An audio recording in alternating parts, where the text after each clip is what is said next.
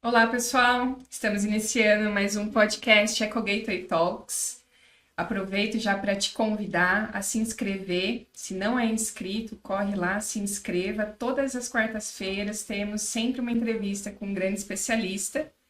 E hoje temos aqui um convidado super especial, é o Bruno Casagrande, gerente comercial da Fundação Vanzolini. O Bruno é especialista em ESG e um grande especialista em construção sustentáveis e smart building. Bruno, muito obrigada pela sua presença. Eu que agradeço, Juliana. Bom dia a todos. Energia, sustentabilidade.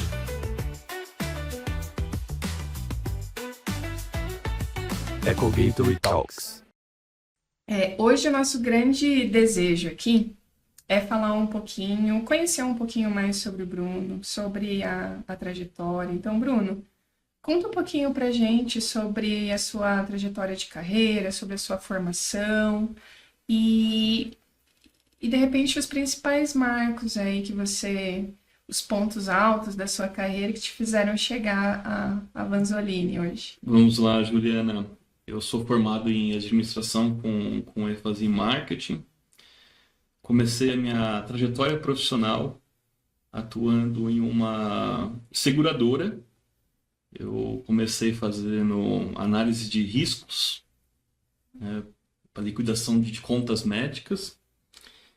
E eu, muito inquieto, pois não, esse mundo aqui de análise de sinistros, gestão de riscos, essas coisas, acho que eu tenho essa desenvoltura muito mais pro comercial.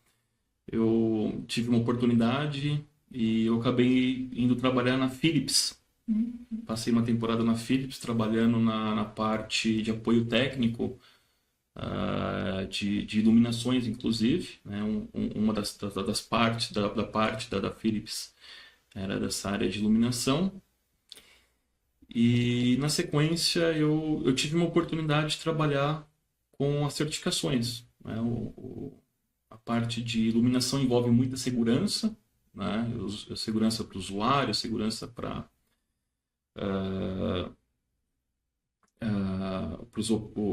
o pessoal da operação. E eu tive essa oportunidade de seguir para uma certificadora.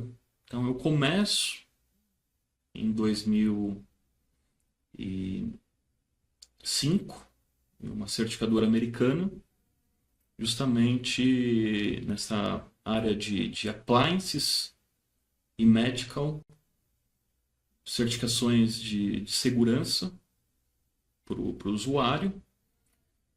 E esse foi meu mundo, né, iniciando nessa área de certificações. De lá eu tive uma segunda oportunidade de passar numa grande multinacional, certificadora também, francesa.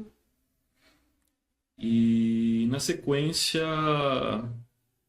o diretor da Fundação Vanzolini falou que eu estava incomodando ele um pouquinho e fez o convite. Olha, Bruno, a gente está acompanhando um pouquinho do seu trabalho e a gente gostaria de contar com você aqui na Fundação Vanzolini para desenvolver o que você está fazendo, né? E eu acabei aceitando o convite e eu acabei ingressando na Fundação Vanzolini, isso há 17 anos atrás. E foi um caminho bastante curioso, Juliana, porque quando eu ingressei na Fundação Vanzolini, eu vim da certificação de produtos, né, produtos compulsórios, não compulsórios, e na Fundação Vanzolini era para trabalhar na parte de sistemas de gestão, né? E depois que eu ingressei na fundação, passado uns 6 meses, o mesmo diretor me chamou e falou assim: olha, eu tenho um desafio para você. Nós estamos lançando aqui uma certificação para produtos, como eu vim de produtos, né? Eu era basicamente uma pessoa que tinha muito conhecimento já. Ele falou: olha, agora você vai pegar esse conhecimento na área de produtos, nós vamos trabalhar com certificação de produtos, mas aí o produto vai ser um edifício e eu estou falando do edifício sustentável. Aí eu fui cair justamente com a certificação de sustentabilidade na construção civil. E aí eu comecei, me deparei nos primeiros desafios, Juliana, porque era tudo muito novo. Quando eu ia fazer as primeiras apresentações, o pessoal, nossa, mas o que significa uma construção sustentável? Né? Significa que agora a gente vai abandonar o concreto, a areia, o cimento, a pedra, agora a gente vai morar tudo em cabanas que são construções sustentáveis, né? O que significa tudo isso? Isso lá em 2008, 2009, né? E ao mesmo tempo eu me deparando com alguns desafios que era lidar com um público extremamente profissional, né? Os engenheiros, arquitetos, projetistas, enfim. Então eles demandavam informações técnicas e eu não vinha. Minha formação básica, né? Eu vim de administração com ênfase em marketing, tinha uma pós-graduação em gestão ambiental e foi aí que eu tomei a decisão de partir para a arquitetura. Então fiz uma segunda graduação em arquitetura, sou formado, sou arquiteto urbanista. E aí a construção sustentável com a arquitetura me transformou no coraçãozinho verde que pulsa, né, até os dias de hoje. E eu fui seguindo, né, nessa linha, né, e foi uma evolução natural na entrada na jornada, né, de ODS, de ESG, enfim. Fiz uma especialização na área, embora formado em arquitetura e urbanismo, eu tenho uma especialização, fiz um mestrado na área de infraestrutura, na área de engenharias, né? Então, área de infraestruturas de cidades. Então, fiz uma especialização nessa área. E aí, seguindo toda essa evolução, como eu comentei, né? de ESG. E o que eu queria até ressaltar, acho que a gente já conversou um pouquinho sobre isso no telefone, né? A minha tese de mestrado foi justamente sobre smart buildings, né? Então, poucas pessoas sabem que os conceitos de automação se iniciaram muito antes do que o tema sustentabilidade, né? Então, os edifícios eficientes, os edifícios smart buildings, né? Eles surgem por uma demanda e uma necessidade, né? Antes até do que os prédios sustentáveis, né? Sim, a questão da tecnologia, né, da eficiência da operação, a eficiência digamos assim, a produtividade dos ambientes, né, para os ocupantes também, tudo isso vem lá de trás, né? Você tem, né, na verdade, né, então essa história dos edifícios, dos smart buildings ou dos edifícios automatizados, digamos assim, eles surgem na década de 70 por conta da crise de petróleo, onde principalmente os edifícios, principalmente na América do Norte, a gente tem uma necessidade real de trazer eficiências para esses edifícios, né, por conta que naquela década de 70, principalmente, existiam a cultura do projeto voltado para a estética, né? Então, o meu edifício tem que ser o marco da cidade, o meu edifício tem que ser o ícone. Então, quer dizer, não se havia preocupação até então com as questões de eficiência energética, por exemplo. Então, década de 70, existe uma crise do petróleo, né? Onde a matriz energética se demanda muito por carvão mineral, entre outras fontes, né? Inclusive de diesel ou outras fontes. Então se tem a necessidade de transformar os edifícios mais tecnológicos. E é nesse momento que nascem esses edifícios mais através de sistemas de automação.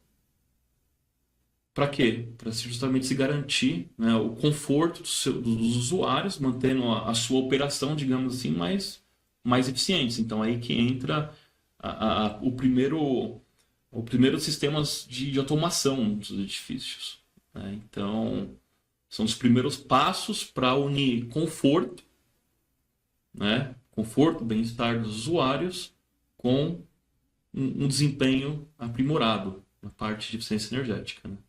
Sim, sim, e muito legal essa sua trajetória, porque foi uma construção, né? E não imaginava assim que você tivesse uma bagagem, uma formação até científica, né? Nessa parte do Smart Building.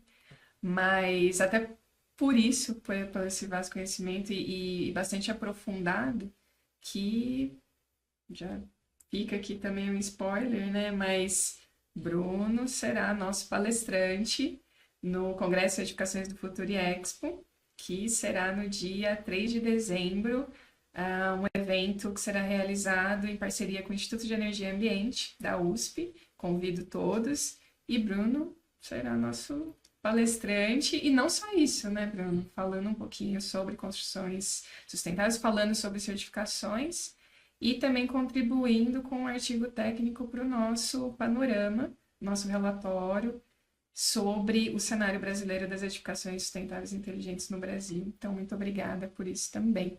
Não só por estar aqui com a gente hoje, trocando um pouquinho das suas experiências, mas por partilhar mesmo essa bagagem que você tem, né? Tanto na palestra como com a visão, a sua visão e da instituição, a Vanzolini, nesse tópico tão importante que é os prédios, que são, né, os prédios inteligentes, e a contribuição disso agora com o aspecto de transição energética, né? Já vem uma contribuição, como você falou, desde lá de trás, mas agora é mais e mais importante. E necessário. Necessária para a sustentabilidade do país. Mas ainda um pouquinho sobre a tua trajetória, até um pouquinho da tua atuação ainda na Vanzolini, né? Hoje você está à frente da área comercial, mas a Vanzolini é sim uma grande empresa de capacitação, de cursos. É uma referência hoje no mundo de certificação sustentável, mas vocês atuam em outras frentes também, né? Então, só para a gente entender um pouquinho mais do papel da Vanzolini, enquanto valor agregado para esse mercado, né, de cidades e de edificações. Bom, Juliana, a Fundação Vanzolini, o próprio nome já diz, é uma fundação sem fins lucrativos. Ela foi formada, é mantida e gerida por professores do Departamento de Engenharia de Produção, foi formada em 67, justamente com a missão de levar conhecimentos científicos e tecnológicos inerentes à engenharia de produção para o mercado, em outras palavras, né? O mercado tem uma velocidade de condução na sua operação e a universidade tem uma outra velocidade. Uhum.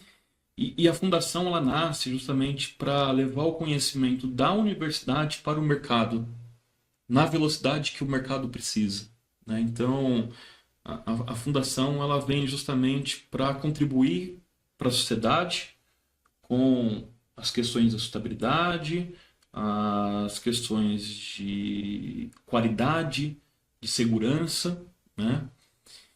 E a Vanzolini hoje ela tem basicamente 4 áreas de atuação. A primeira delas, né? Eu acho que talvez até uma das mais conhecidas é a área de educação, onde inclusive a Vanzolini opera com cursos de pós-graduação em convênio com a própria Universidade de São Paulo. Então, curso de engenharia de produção, pós-graduação, todo gerido pela fundação, executado pela fundação, mas chancelado pela USP. Então, curso de pós-graduação em engenharia de produção, ele é executado pela Fundação Vanzolini e o certificado é via USP, por exemplo. Então, dentro do nosso know-how de cursos, enfim, são mais de 100 cursos de curta, média e longa duração que estão disponíveis no mercado. Na área de certificação, que é onde eu estou locado, a área de certificação, nós somos a primeira certificadora com acreditação em Metal para fazer auditorias na parte de qualidade. Inclusive, o primeiro auditor de qualidade aqui do Brasil, o professor Joaquim. Em 87 houve uma oportunidade, o professor Joaquim fazer parte dessa primeira formação de auditores de qualidade no mundo. Foi uma formação que aconteceu na Inglaterra. A partir daí, a fundação tinha 2 caminhos a percorrer, né? Um era prestar serviço de consultoria e o segundo era ser uma certificadora. E o caminho natural foi se transformar numa certificadora justamente pelo fato de da gente estar preparando alunos dentro da universidade. Então, não haveria o porquê a gente concorrer com esses próprios alunos, né? Se a gente está formando esses profissionais para o mercado, né, como consultores, enfim, a gente também precisa de serviço de consultoria. E na ocasião, o Inmetro estava em formação, estava em processo de acreditação. O próprio professor Joaquim, enfim, ajudou bastante o processo do Inmetro. Então, automaticamente, assim que o Inmetro acabou sendo acreditado pelo IAF, o IAF é o pai, né, das acreditações no mundo, IAF é International Accreditation Forum. Assim que o Inmetro foi acreditado pelo IAF, a Fundação Vanzolini desenvolveu o seu processo e acabou sendo a primeira certificadora aqui no Brasil para iniciar os trabalhos aqui na área de qualidade.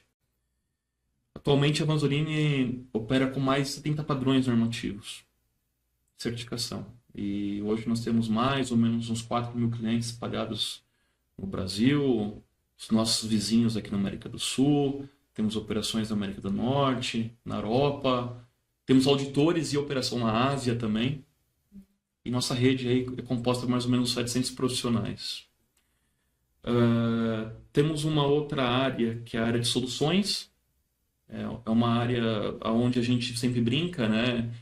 Não existe problema que a gente não consiga resolver, né? Então, lá a gente pega e soluciona projetos das mais diferentes linhas, das mais diferentes dificuldades, né?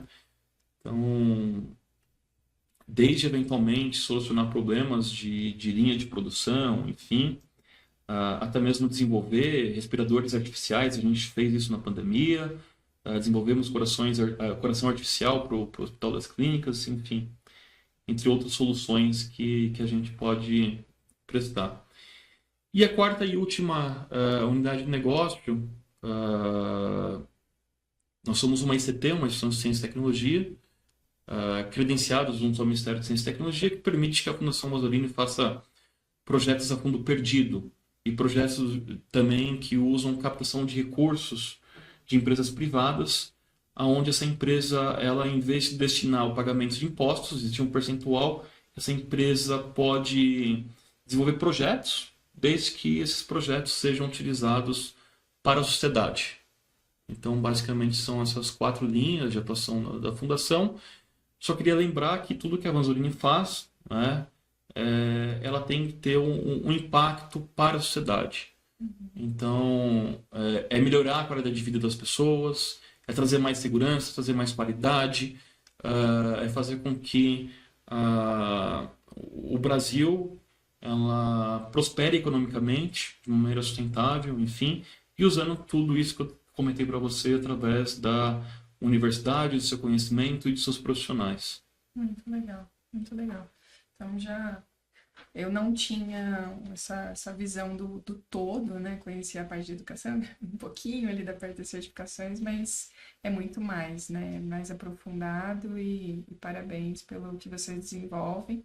Acho que a gente tem muita coisa em comum, que é essa missão de disseminar conhecimento e contribuir para o desenvolvimento mesmo, né? Do país, das cidades. E não só com o CEFEX, tem essa conexão com o CEPIC, que é o Congresso Paulista de Iluminação e Cidades do Futuro, que já convido vocês também para estarem conosco lá no próximo ano, para compartilhar também dos projetos e dos casos de sucesso que vocês desenvolvem, contribuindo aí com o desenvolvimento de cidades.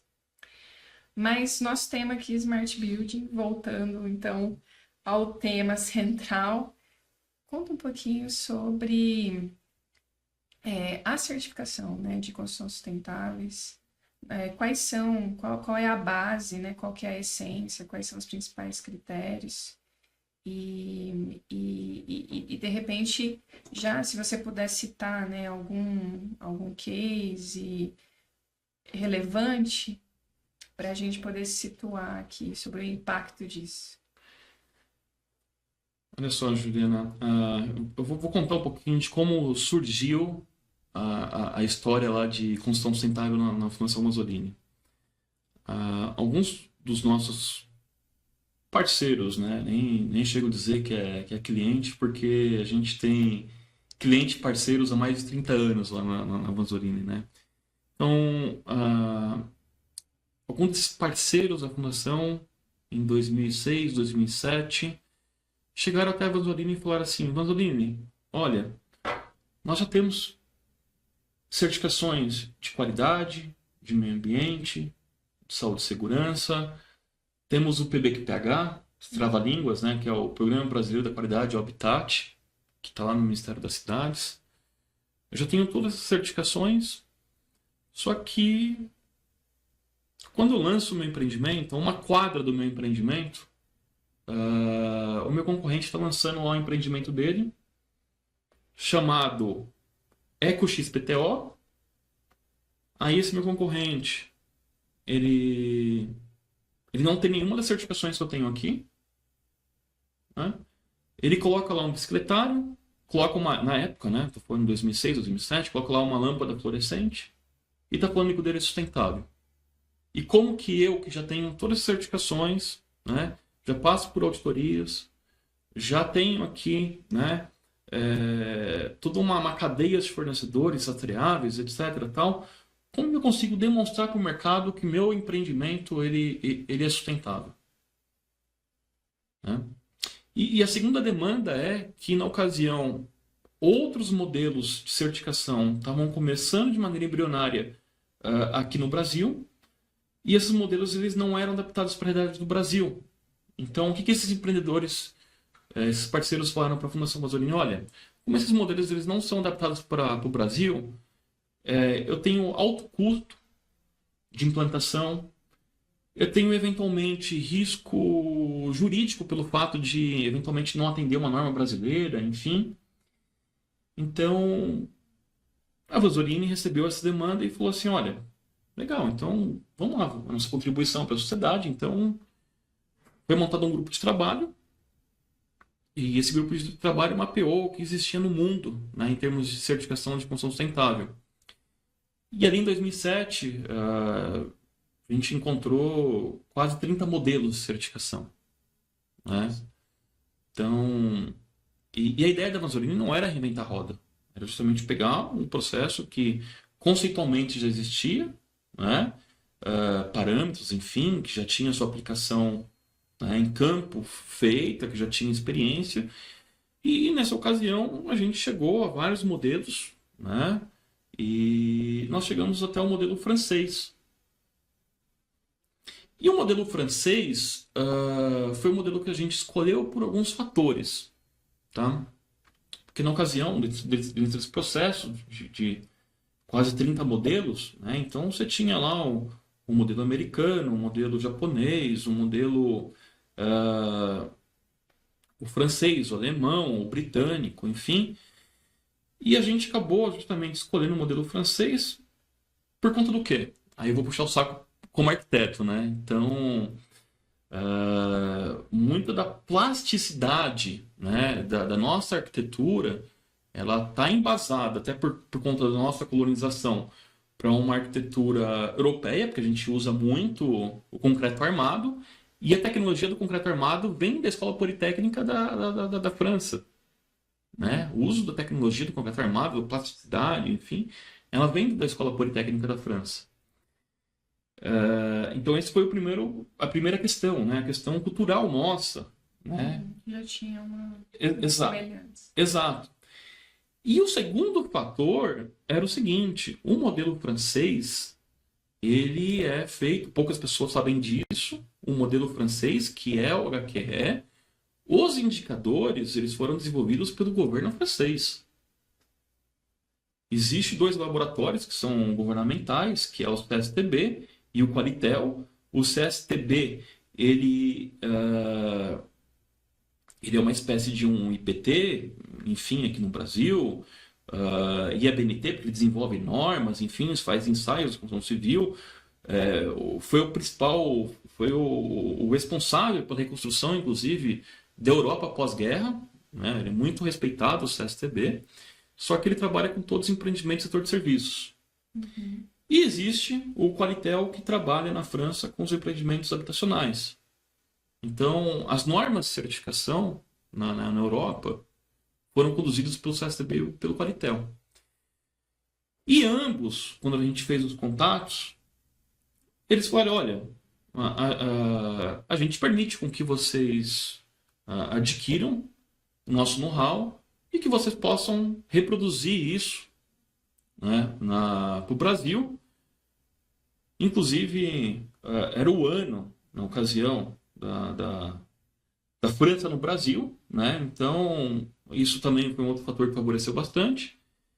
Então, a gente permite com que vocês façam todo o trabalho de adaptação, etc., tal, para a realidade do Brasil, né? Cultura, normas, etc. Então, era um processo sério, com reconhecimento, muito testado, porque os primeiros indicadores, né, nascem em 96, a gente está falando de 2007, 11 anos depois, né? Então, foi assim que surge, né, a certificação da Fundação Vanzolini para os edifícios sustentáveis. E ao longo dos anos, né, a Vanzolini seguiu justamente com esse convênio com o governo da França, onde é um convênio de dupla mão, né? Em 2015, a Fundação Vanzolini ela desenvolveu uma norma, um referencial técnico de certificação para infraestruturas portuárias, e essa norma ela foi utilizada posteriormente pela própria França para a avaliação de 2 outros portos. Depois, esse modelo foi replicado para outros portos no mundo. Então, essa parceria que a Vanzolini tem lá com o governo da França é uma parceria de dupla mão, onde ao mesmo tempo que a gente também está absorvendo, nós também estamos levando conhecimento. Uhum. E automaticamente... Vocês criando padrões por aqui, para que eles possam implementar. Exatamente. E o que é mais importante, a rede hoje da formação e certificação do HQE, hoje ela está funcionando já em 150 países. Eu estou falando de uma certificação hoje que passou dos seus 240 mil unidades de projetos avaliados, né? Aqui no Brasil a gente é um pouquinho mais singelo, né? Nós temos aí cerca de quase 1.100 edifícios certificados, né? Mas é muito gratificante de quando a gente lança o produto lá em 2008, né? E hoje a gente consegue falar justamente sobre a importância dos edifícios inteligentes, dos edifícios sustentáveis, porque eles têm intersecções, né, como gestão de energia, conforto, saúde, bem-estar, enfim, mas conectado com a cidade, provendo recursos de informação para toda a sociedade, enfim, eventualmente, como a gente já viu alguns casos de edifícios que ajudam a despoluição da cidade, por exemplo, né, ou que levam uma informação relevante, como está o trânsito hoje, como está a poluição, enfim, então tem toda essa interação dos edifícios inteligentes com a cidade e a sustentabilidade, enfim. Então é muito gratificante ver essa evolução desses últimos anos, né? E principalmente eu queria reforçar aqui sobre justamente a ótica, né? Nos últimos 3 anos para cá, fechou um elo muito fundamental, um elo que a gente precisava, né? Que quando a gente fala em sustentabilidade, a gente sempre pensa na questão ambiental, né? Mas existe um tripé: o social e o ambiental, o econômico. E o econômico, por conta do ESG, agora alguns bancos têm lançado linhas de financiamento, o qual os empreendedores que vão construir os edifícios sustentáveis, eles conseguem ter taxas de juros mais atrativas, tá, para a construção dos seus edifícios, se eles forem... Desde que respeitem os critérios de... Exatamente. Sustentáveis e certificados, isso é importante. Não é só sustentável, tem que ser certificado. Olha, isso é importante. Porque os bancos querem garantia. Então, quando eles passam por um processo de certificação como o Aqua, né, existe uma auditoria de terceira parte, ele segue ritos de certificação, indicadores. Então, o banco ele acredita que o seu risco ele é menor e, com isso, ele consegue ter uma linha de crédito mais favorável para esses empreendedores que estão trabalhando com os empreendimentos sustentáveis e certificados. E o investidor ele não ganha só por conta disso, né? Na verdade, a certificação é uma garantia ali da operação, né? Na verdade, é uma garantia da padronização, da existência ali de processos, de implementação de tecnologias e de soluções que vão garantir uma melhor eficiência, mas não só ambiental, energética, mas operacional, né? De produtividade, ou seja, tem N coisas que ele se beneficia com a certificação, né? Quando a gente fala em normas, né, acho que um pouquinho antes da gente começar o nosso bate-papo aqui, a gente está falando do ciclo PDCA, Sim. né, do aprendizado. Sim. Tem um ponto do Aqua que é muito interessante, viu, Juliana?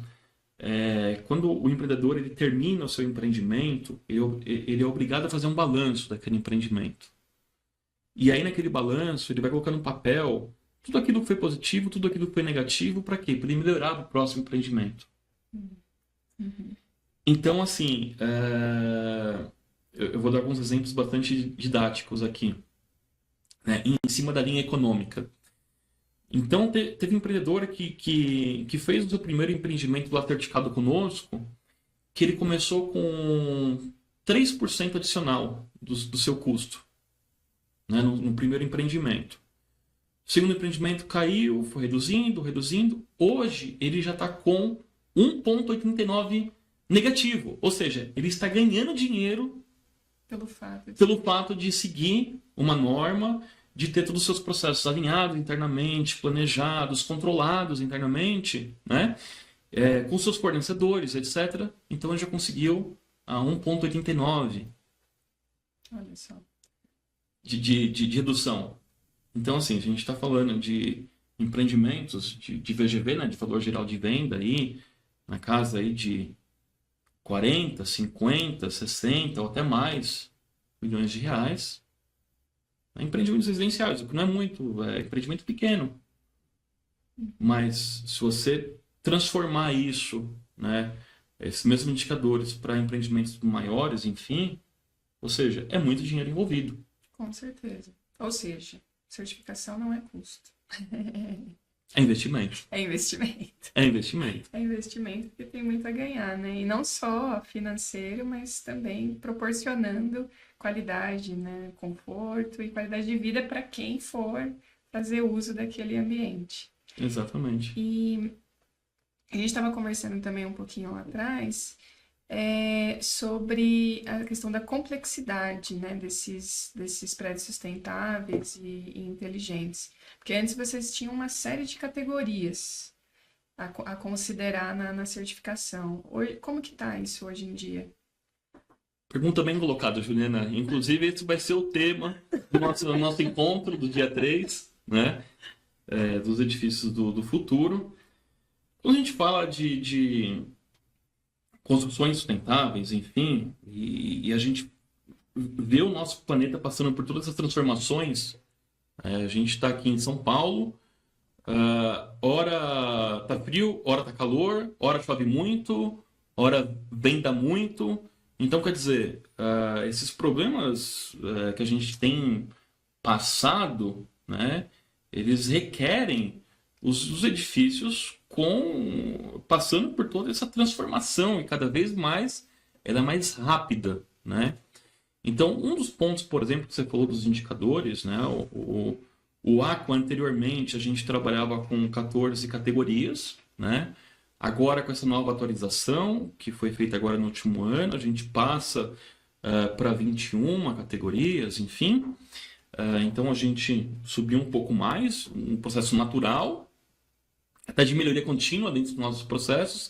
Mas o que eu queria colocar aqui é justamente sobre as questões relacionadas à resiliência. Quer dizer, o edifício ele tem que se adaptar.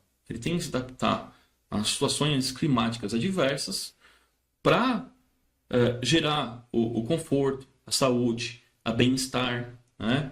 Então, quando eu estou falando de situações adversas, estou colocando aqui fatos como pandemia, que era algo totalmente desconhecido nosso, né? Até os últimos 70, 80 anos, ou até mais, enfim, era algo que não existia no mundo.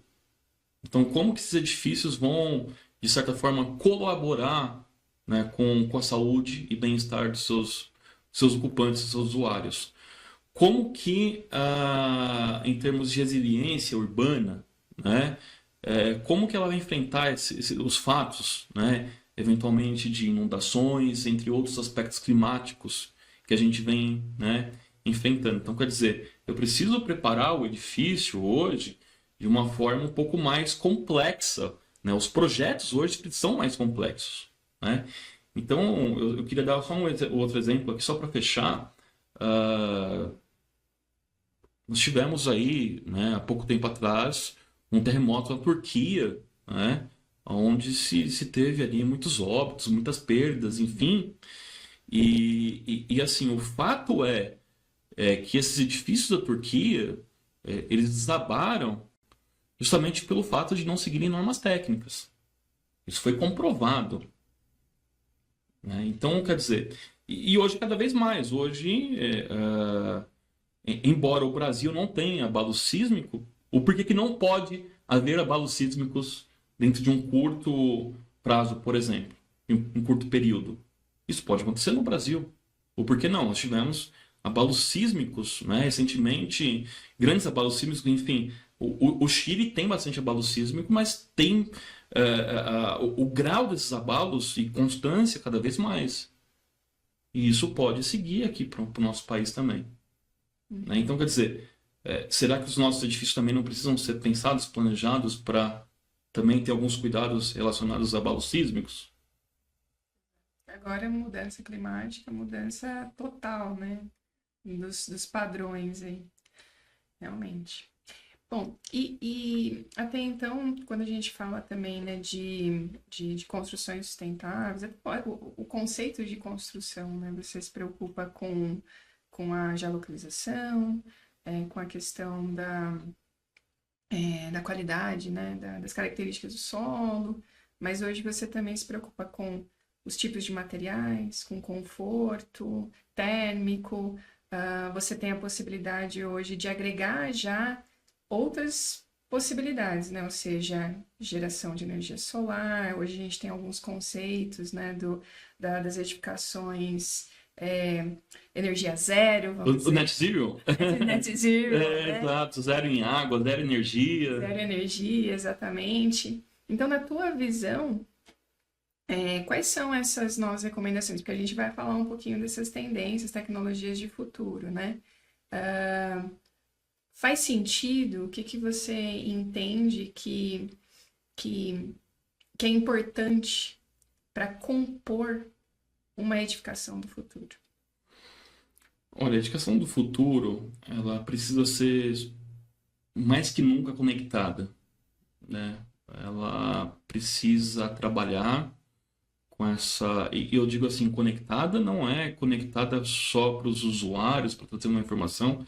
Ela precisa estar conectada com o seu vizinho, com o bairro, com a cidade, e ela precisa contribuir, né, porque essa edificação ela pode levar informações, né, de modos operacionais, como, por exemplo, eu posso ter uma central dentro daquele edifício, aonde eu tenho aqui informações relacionadas, por exemplo, ao transporte público, aonde os usuários internamente consigam ter os horários de, eventualmente, passagem de ônibus, entre outras informações, né?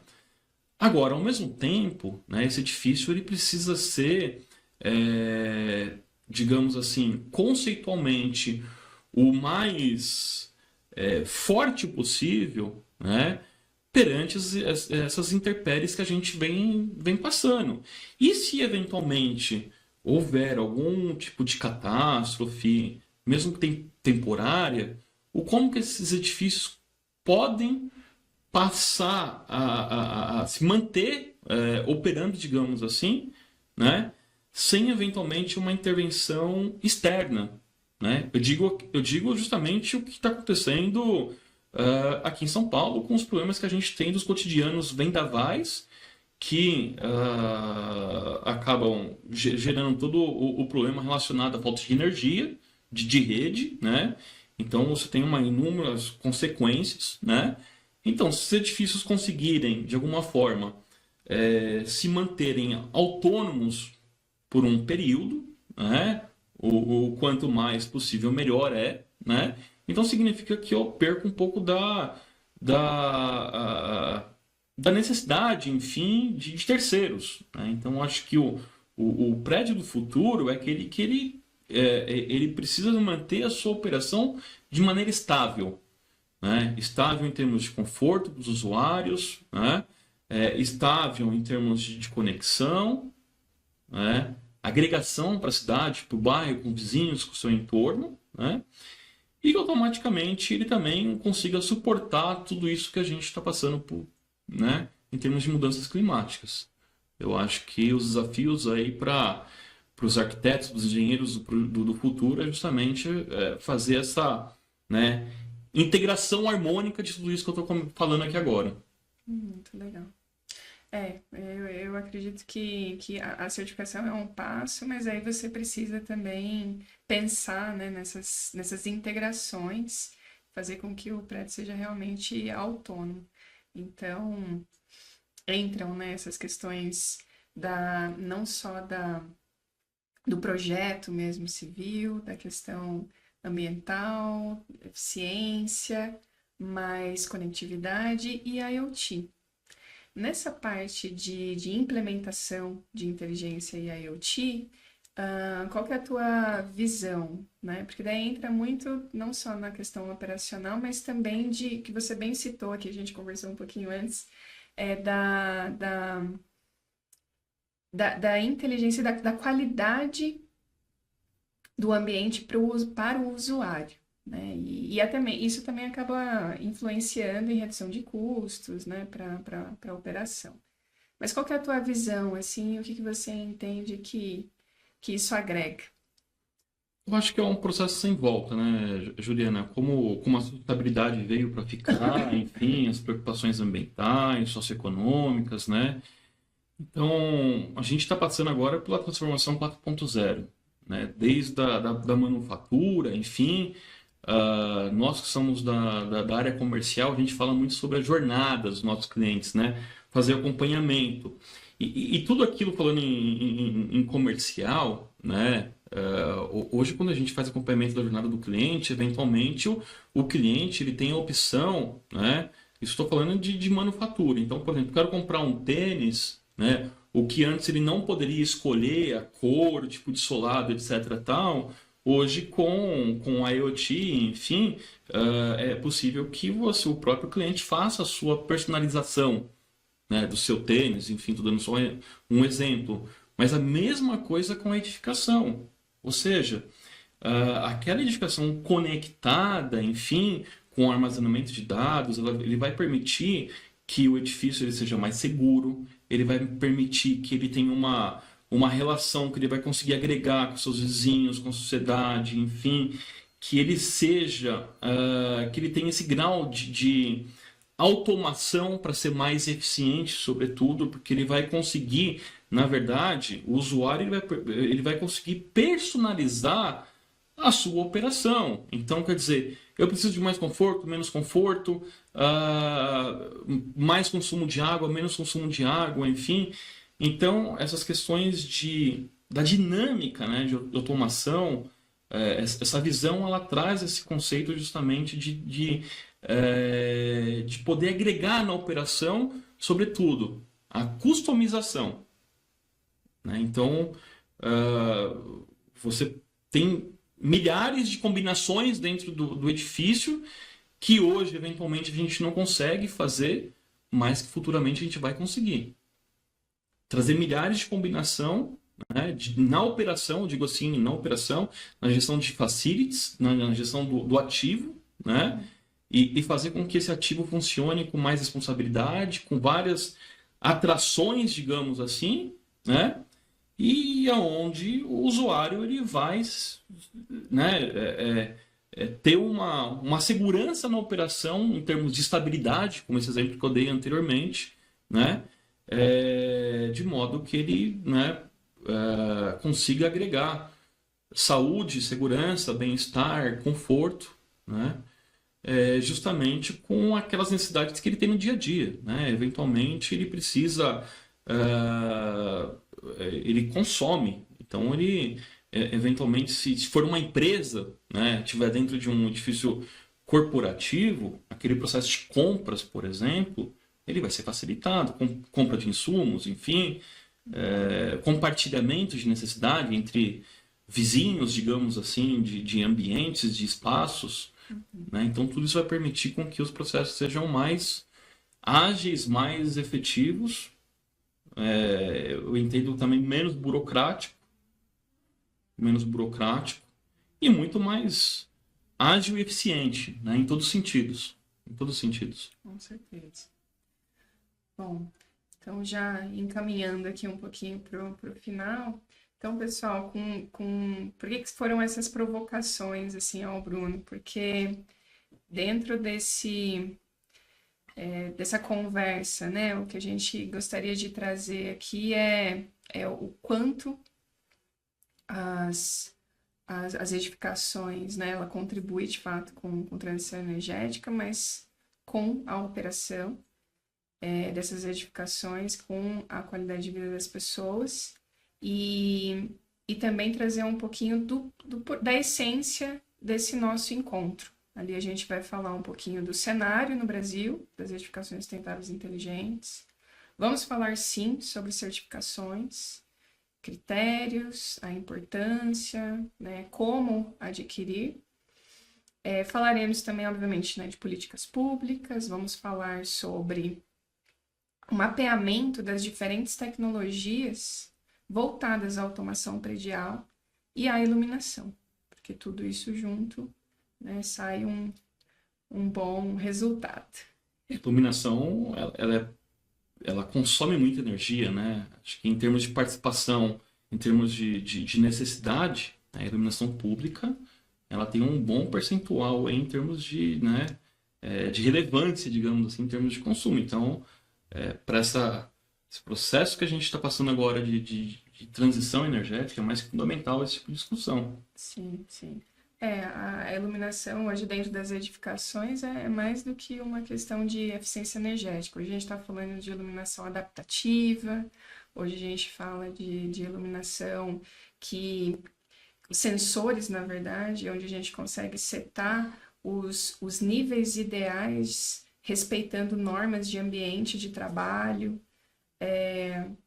Obviamente que tem toda uma questão agora desses sistemas, né, de controle de iluminação, onde também é possível controlar outros tipos de carga, fora outros tipos de aplicação mesmo de IoT, de Smart Building para detecção de vazamentos, sensores de presença, contagem de pessoas, ocupação, né, de repente até de áreas comuns, de escritório, de salas de reunião, de banheiros, né? Imagina um prédio com sei lá quantos andares, né? Então, o pessoal ali da limpeza, por onde começar, onde ir, se está ocupado, se não está, se de fato houve ocupação para que houvesse aquela equipe, né, alocada ali para realizar uma limpeza.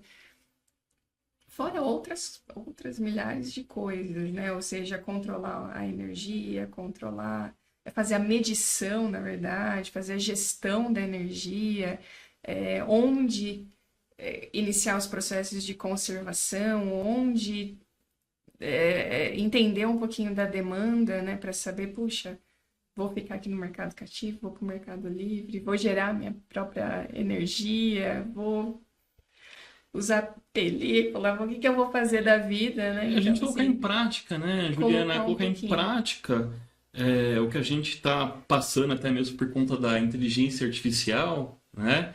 Para que a gente coloque essa inteligência artificial para trabalhar a nosso favor, né? Eu não preciso ter uma pessoa checando se todos os andares estão sendo ocupados ou não, através de sensores. Se não estão sendo ocupadas, eu vou lá e reduzo, né? Iluminação, enfim, ou se estou com mais ocupação, aumento, diminuo o ar-condicionado, carga. Então, é a personalização, né? A jornada do nosso cliente, né? Em tempo real, onde a gente usa justamente a inteligência artificial ou não, né? Mas, sobretudo, a automação, né? Sobretudo a automação para se chegar nesses ambientes. Muito legal. Bom, isso foi só um gostinho, né? Porque tem muito mais coisas a dizer, muito mais tecnologias mapeadas, funcionalidades mapeadas ali dentro do nosso estudo, do qual vocês fazem parte. E uma última mensagem, então, para o nosso público, Bruno. Bom, Juliana, eu queria agradecer aqui pela palavra de hoje, enfim. E eu queria convidar todos para o dia 3 de dezembro, lá no Instituto de Elétrica lá da USP, nosso encontro, para falar um pouquinho sobre os edifícios do futuro. Eu vou falar um pouquinho sobre os edifícios sustentáveis, sobre resiliência, sobre os novos aspectos, expectativas, inserção dos smart buildings nos edifícios sustentáveis, e, entre outros pontos que, né, eu pretendo abordar lá na apresentação. Acho que o programa está fantástico, profissionais altamente gabaritados, junto com o evento aqui que a Juliana está organizando. Então, parabéns pela organização e obrigado pelo convite, Juliana. Eu que agradeço, super obrigada. E pessoal, então participe, se inscreva no nosso evento, se inscreva também no Eco Gateway Talks. E se você gostaria de participar de uma conversa tão agregadora como essa, faça contato com a gente, será um prazer te receber. Obrigada. Energia, sustentabilidade.